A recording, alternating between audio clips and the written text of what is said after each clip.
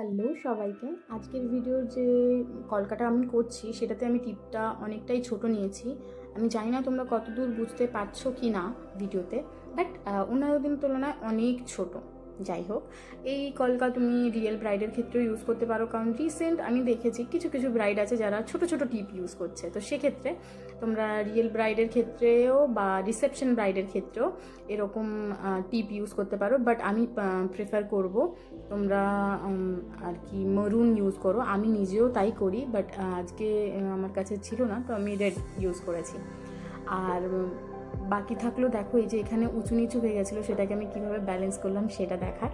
তো এইভাবে তোমরা ম্যানেজ করতে পারো কলকার ক্ষেত্রে, যদি কখনো লাইন উপর নিচে হয়ে যায়, ওভারঅল এইভাবে ম্যানেজ দেওয়া যায়। আর এই লোটাসটা আমি সবসময় ইউজ করি, এটা আমার একটা পছন্দের। প্লাস এই লোটাসটা এমনই জিনিস যে যেখানে যেভাবে স্পেস থাকুক না কেন সেইভাবে পেটালসগুলো দিয়ে সেট করা যায়। আর একটা জিনিস, আজকে আমি অনেক কেটে কেটে ভিডিওটা করেছি, তার কারণ হচ্ছে তোমাদেরকে এটা শেয়ার করার জন্য যে ওয়ান স্ট্রোকে না করলেও, কেটে কেটে করলেও কলকা সুন্দর হয় বা দেখতে সুন্দর লাগে। তো যারা এখনও ওয়ান স্ট্রোকে করতে পারো না, তারা এইভাবে ছোট্ট ছোট্ট স্ট্রোক নিয়ে কেটে কেটে করতেই পারো। আস্তে আস্তে দেখবে তোমরা নিজেরাও বুঝতে পারবে না কখন তোমরা ওয়ান স্ট্রোকে করা ধরেছ।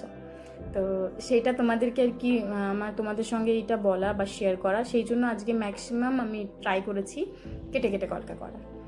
আর কি বলবো, কিছুই তো বুঝতে পারছি না।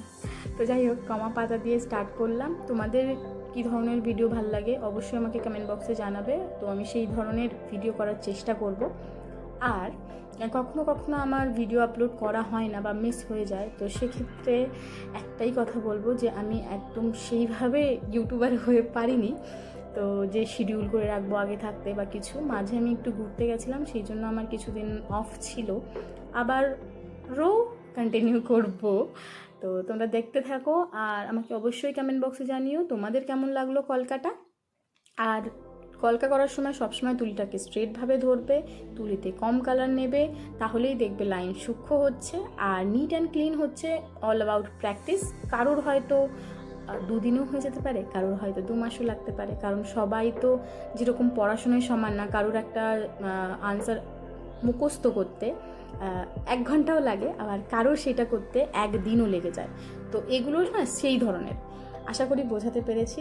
Thanks for watching the video.